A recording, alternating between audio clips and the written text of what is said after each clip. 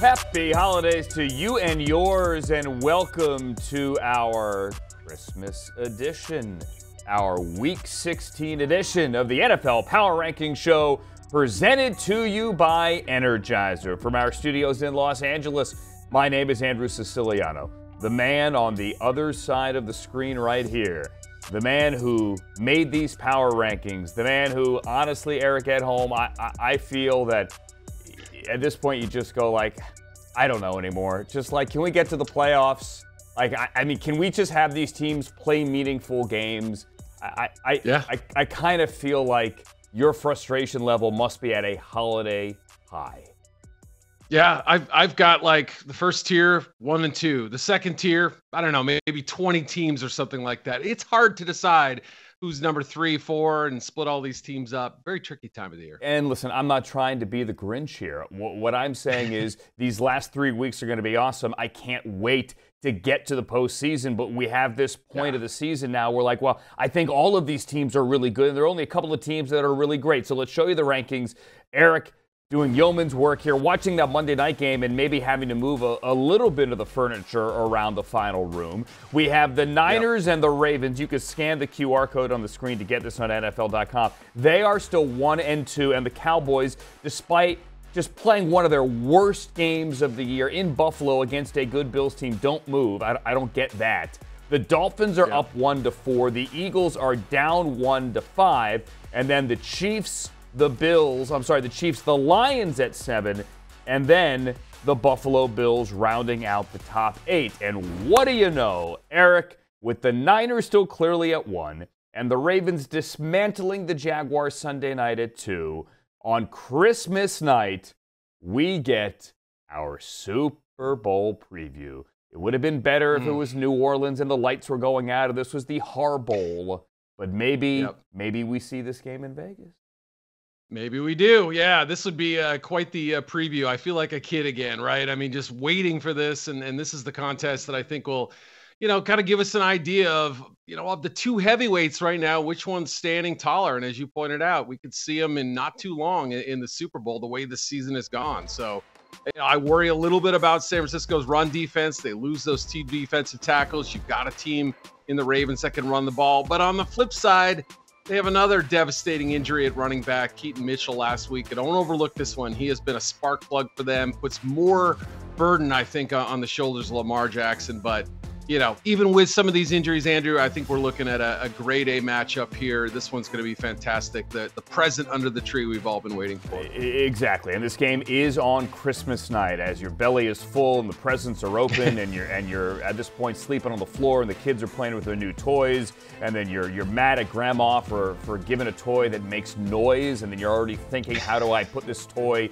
somehow in the trash can and have the kid not realize it? This is your Super Bowl preview. Keaton Mitchell is done for the season. The Ravens have Melvin Gordon stepping up. Lamar Jackson played just an absolutely fantastic game on Sunday night. I have serious concerns about the Jaguars, but all kinds of high hopes for the Ravens. And as you mentioned, the two defensive tackle injuries for the Niners will loom huge. You have the Cowboys at 3 and the Dolphins at 4. And coincidentally, 3 and 4, this is kind of like the CFP Final Four bracket, play each other this week in Miami. With the Cowboys, though, Eric, how do you not move them down?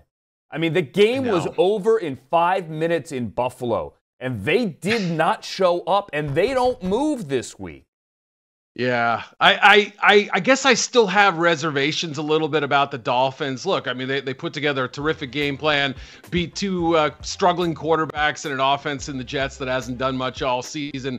Kudos to them, right? We're still waiting for that big win, and they're going to get their chance, starting with this week's game against Dallas. But just kind of stacking them toe-to-toe and head-to-head and trying to do the Pepsi challenge, if you will, between the two. It's hard. I think you could easily say Miami's 3, but I've had my reservations about them, their inability to, string games together and beat quality opponents. Dallas, obviously a step back after a good run. So you want to flip them around, be my guest. I guess I'm like the Eagles defense. I got caught sort of flat-footed at the end of the night on Monday when the rankings were due, and I said, I kind of panicked a little. So that's where we're at this week. All right, and now we get the Cowboys and the Dolphins and see if the Cowboys can beat a good team on the road. It's not like it's Buffalo. This game is in Miami. The sun will likely be shining in far different conditions, but They themselves admit it now. They have a road problem. They have a beat good teams away from the star problem. Yep. The Dolphins were able to find a way to overcome the loss of Tyreek Hill. Jalen Waddle, as we see here, stepped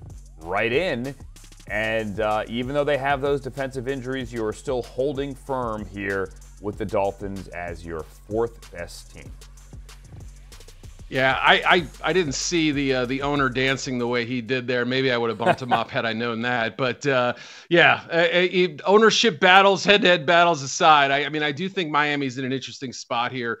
What's the status of Hill? Does he play? Can Waddle step up the way he did Sunday, obviously? But that run game, too. I mean, that's really going to be the biggest thing. I think the Bills showed a blueprint or reminded people of a blueprint that works against Dallas. Look, in their 4 losses, they've been killed by the run. 9 rushing touchdowns, almost 800 yards on the ground. So that gives you a good indication of, you want to slow down that pass rush, you run it right at them. And Miami can do that. Now they've gotten Devin Achane back, and obviously Mostert's been a goal line guy this year and terrific most of the season. So they have the horses up front, I think, if that offensive line can control Dallas's defensive line. We need an owner dance-off. There is an NFL Plus NFL channel content idea. Let's get to the Eagles. We're doing Game Day Final on Monday night and listening to Nick Sirianni explain why he changed defensive coordinators a week before Christmas, why the offense isn't moving the ball the way it should. This is a team in crisis. This is a 10-4 team that, went through a really tough point in their schedule. But, Eric, this does not look like a Super Bowl team. It doesn't. I'm of the belief that this loss in and of itself wasn't that catastrophic an event. Agree. But if you obviously, I mean, if you just look at the last 3 weeks and what it's done, I mean, they still hold their own fate, can still win out and be in terrific shape. So, they have some tiebreakers against Dallas and all that. But as you pointed out, like, you're playing with a sick Jalen Hurts. That defense steps up for the first 58 minutes. Matt Patricia was calling a pretty good game. But they go to single high, they rotate to a one high look in that 3rd and 10 situation after DK Metcalf had his big catch, and Drew Lock took advantage of it. I get the idea of a backup quarterback. Maybe you're feeling good, but at that point, Darius Slay's already out. The secondary's been beat up. That was a tough spot right there. So have their defensive issues been fixed? I don't think so. And good teams will exploit that secondary. That's a backup quarterback, remember? Yep. So obviously that's part of the problem right now. And is it enough to derail them? I don't know. I think they can still hang on and win this division. But long term, you're right. That's the big question. If the Eagles win out, they should, and this is a strength of victory tiebreaker that's impossible to truly project, but they should win. Yeah. The NFC East, 3 games to go. We have the Chiefs at 6 and the Lions at 7 here. Eric Edholm, the Lions, who jumped out to a 21-0 lead. And they took care of business in the nightcap of the triple-header Saturday evening. Yeah, a little slow start there, right? Obviously, a little bit of tension in the building, given their struggles recently.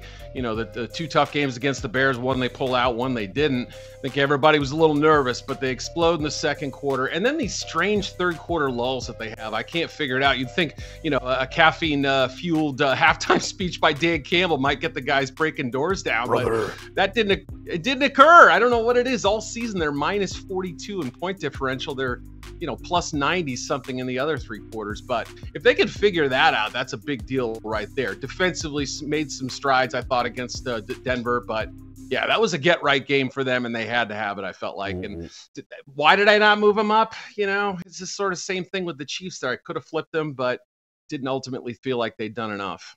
Lions get the Vikings twice in the final 3 weeks. There is a very real scenario where they then have to play the Vikings in the wild card round and would place them or play them 3 times in 21 days, which is just bonkers. So the Lions don't move. The Bills move up too. Let's get to them because they are your team of the week presented by Truist. The reason Eric has an unlisted phone number and address is that Bills fans are that fired up.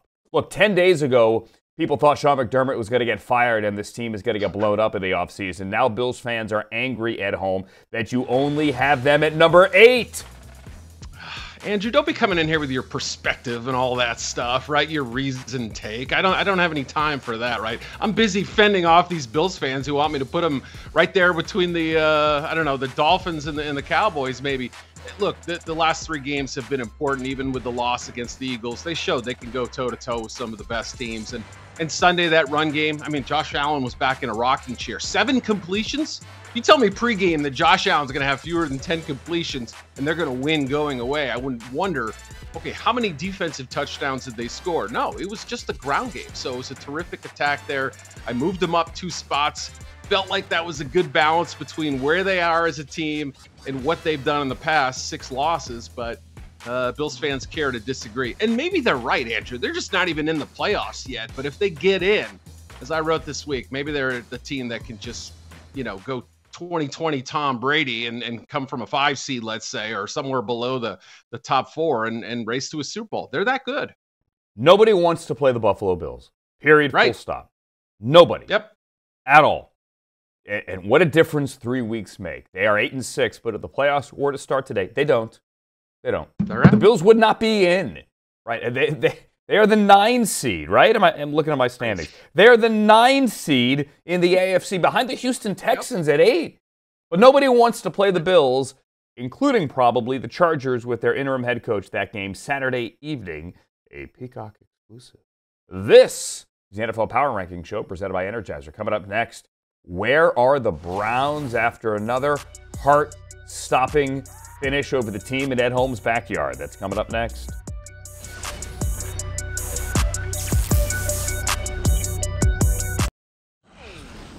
Hey, we got a big game coming up on NFL Network on Christmas Eve on Sunday night, the Holiday Classic. A Sunday night special in primetime. The Patriots and the Broncos lighten up the night. 8 p.m. Eastern Time, NFL Network, NFL Plus to stream it. This game with playoff implications, certainly. And a must-win here for the Broncos after they fall to 7-7 with the Week 15 loss in Detroit. The Power Ranking Show presented by Energizer continues with the Browns beating the Bears but somehow falling 1 at home. You got splaining to do. The Jaguars look awful but fall only 1. The Texans are up 1 with a big Case Keenum victory. The Bengals are 12, followed by the Colts, the Broncos, the Buccaneers, and the Rams of Los Angeles. But we begin with the Browns sitting here at number 9. You aren't impressed by Joe Flacco. You aren't impressed by this team with the entire roster other than Myles Garrett on injured reserve finding a way to win. You drop them in the power rankings, dude.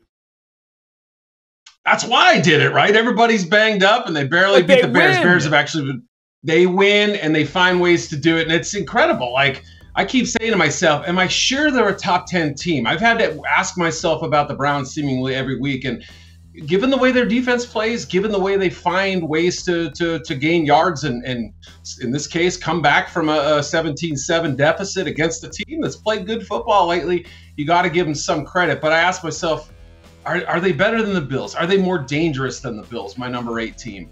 In this case, the answer would be no. Could I see them beating the Lions at number 7? Possibly, but again, it's sort of a where do they fit in the whole picture kind of thing. Did I feel great about dropping them? No. I mean, Flacco obviously had his struggles, but when you have a team that has that synergy and can pick them up, all right, it's the defense's turn to make a stop, and they just do that every single week. Can they stack up in this big game this weekend? And you know, we don't know what the Texans are going to look like this weekend. So another mystery ball game, I think, that could decide the fate of the playoffs. And listen, I'm giving you unnecessary grief here. Clearly, also, they have players other than Myles Garrett who are still healthy. Huge 100-yard day from both Amari Cooper and David Njoku. Both had touchdowns. Both helped them get a win number 9, as they head to Houston to play the Texans, who you have 11. We're going to get to them a little bit later. Let's focus on the team between the Browns and the Texans, and that would be the Jaguars. Eric, you dropped them only 1, and now Trevor Lawrence is in concussion protocol as the AFC South kind of slips away and they go to Tampa. This felt like a performance Sunday that deserves a bigger drop.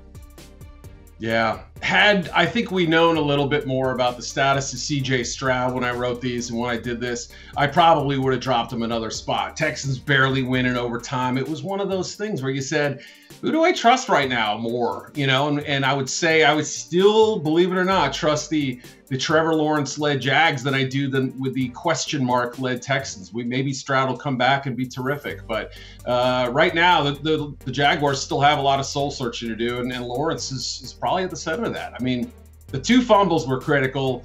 The lack of execution on that end of the first half possession was awful. They left 13 plus points on the field with the 2 missed field goals, and you can't do that against mediocre teams, much less the Baltimore Ravens. So yeah, it's an identity crisis for this Jaguars team. We've known about the defense for a while, but when the offense starts making those kind of game-changing errors, I think all bets are off. Texans are right there. Colts are right there. They may not even make the playoffs. This thing has gone completely off the rails, but they still have the possibility to pull this thing back in, but they got to do it quickly. I mean, think about how bonkers that is. I'll say it right now. When we do the show next week, I think the Colts are leading the AFC South. I think the Jaguars go to Tampa, and I think they lose, and I think the Colts beat the Falcons, the AFC South, and the NFC South in this weird head-to-head in December as well, which is kind of contrary to how we do the schedule with all the divisional games. Anyway, that's just my 2 cents. Again, the Texans at 11 and the Bengals at 12. Let's do future champions now, presented by FanDuel. I will take the L here on this one. I said the Bengals season was over when Joe Burrow got hurt and Jake Browning came in. Now will the Bengals make the playoffs? FanDuel says plus 200. Right now, they are the 6th seed in the AFC, and Eric, you have them up 1-12. Yeah. And all thanks to T. Higgins with his performance there late. I mean, they fall in a hole, and they found a way to come back with one of the catch of the year candidates. If anyone hasn't seen it yet, go check it out immediately. But yeah, I mean, depending on what Jamar Chase's status is right now, we hear he could be out multiple weeks. He could be ready for Sunday. The answer probably lies somewhere in between. Maybe he misses a game. Maybe he plays and he's not his full strength. But this team, Jake Browning, has been able to find ways to replicate about 85% of what Joe Burrow did. That's an achievement right there. So, you think about that and the gutsiness that they've been able to show, coming back multiple times throughout the season, handling this adversity. I give a lot of credit. They also lose a big one in DJ Reader going down this weekend too. I mean, that's, is that another kind of player that they can afford to lose? I don't know. So they're teetering. I mean, they're right there on the cusp, but I have my concerns. I would too, but they keep finding ways. Zach Taylor only said, after Ian's report, that Jamar Chase would be out potentially multiple weeks, that he is day to day, but that is standard Zach Taylor podium speak. The guy could be in the hospital, and he would still say day to day. The Bengals get the Steelers coming up on Saturday. Colts 13, Broncos 14, and then the Buccaneers, who I mentioned, get the Jaguars. That game is in Tampa coming up this week. The Buccaneers are up 3 after Baker Mayfield played, when it comes to passer rating, a perfect game against Joe Barry's defense at Lambeau. Insane, right? 2 previous trips there. He hadn't had a very good time. A lot of turnovers, 2 losses, 2 different teams for that matter, Rams and Browns. But he comes back and I think played his best game as a Buccaneer. I mean, he's laid it all out on the line this season, right? I mean, he's played with heart. He's had some good moments for sure. Kept this team afloat during that losing spell. But throwing the ball effectively as he did with 2 games prior going under 50% completions, turned that around 22 of 28 with a few drops too. So he was tremendous. The late game execution the last couple of weeks has been great. They're sneaky. They've won a few games in a row now. Might be the team to beat in the NFC South. Look, this team has fascinated me for a while, but they just didn't have the wins. They didn't have the resume to get to this point. But Hall of Fame wide receiver Mike Evans, Chris Godwin stepped up with a huge game. Rachaad White, now Baker's playing well. Just saying, maybe it's a team to watch out for, even if they're going to be probably home underdogs if they do win that in the first round of the playoffs. You mentioned Rachaad White. He would have had 100 yards if he didn't go down late in the game to keep the clock running. That's right. They have been running the football. They're the worst team the last 2 years. The worst in the NFL running the football. But the last couple of weeks, they've picked it up in time for a playoff push. All right, they are 15. How about your team that is 16? The team making power moves presented by Energizer. They are the Rams of Los Angeles, who get a TNF game to kick off Week 16 against the Saints. The week before Thanksgiving at home, I check my notes. You had the Rams at 27. Ouch. Yeah, I think that was their bye week too. I don't know what they did to upset me apparently, but thankfully Rams fans are very forgiving people from what I've experienced in the past, and they're willing to see that I've caught on to this team. That look, Sunday wasn't the prettiest thing. They go up 20-0. They let a backup quarterback make it a tight game, but Matthew Stafford playing well. They obviously have Kyron Williams running well, even if the 2 fumbles were really pretty costly in the first half Sunday. So. The weapons are there. Defensively, they're doing their best to hang on if they can avoid those big penalties like we saw from Darian Kendrick on Sunday. They're a strange team, but they have the horses with Kupp and Nakua and Stafford to put a scare into some teams, I think. So, I've kind of split the middle a little bit. They're not quite in the playoffs. They're, at least power rankings wise, but they're looking better than they did a month ago. Yeah, and they have the quarterback right now. Matthew Stafford is dealing. If they protect him, they get Rob Havenstein right at right tackle. This team is scary. I'm going to say it. And yes, I do draw a paycheck in the preseason from the Rams. Full disclosure here. But no one circled this game as meaningful when the schedule came out. But now you get a TNF game with the 7 seed against the 9 seed with the Saints coming to town. Love it. To open up Week 16. Pretty good. Coming up on the NFL Power Ranking Show, presented to you by Energizer. What do we do now with the Seahawks after Swaggy Drew brought them back Monday night? Coming up.